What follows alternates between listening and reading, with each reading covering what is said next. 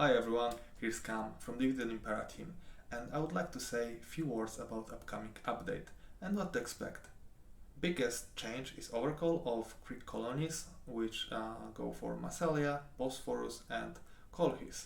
And in terms of Colchis, I will give a bit more info in a bit.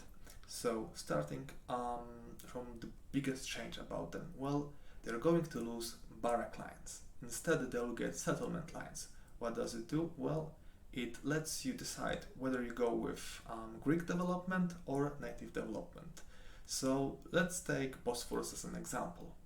Bosporus had something called Scythian peace, which meant that Greek settlers could freely do what they want on the land of Scythians, and at the same time Scythians would provide protection from other nomadic people in exchange for goods and some hefty bribes.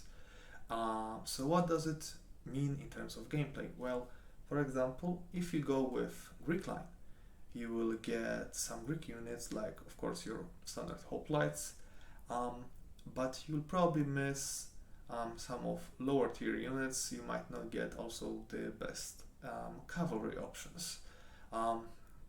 And in terms of economic stuff, well, you get definitely bonuses like to commerce, you spread your Greek culture, and you improve sanitation, but also this will decrease your standing with other nomadic tribes, because in a sense you give the land to Greeks instead of their Scythians.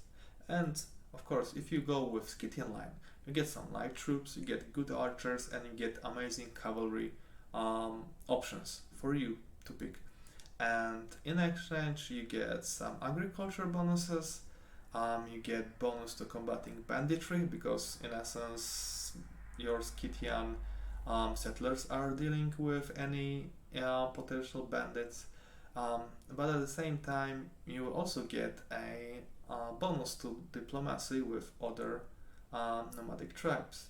And of course, there are also going to be some penalties, like to in terms of like the Scythian line, it will provide a big boost to nomadic culture, which in turn can decrease your public order, because other Greeks might not be happy that they have more and more of nomads in their lands.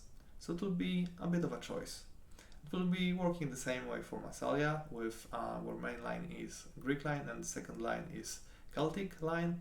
And in terms of Colchis, it's a bit different, because the misconception is that Colchis is not a Greek colony.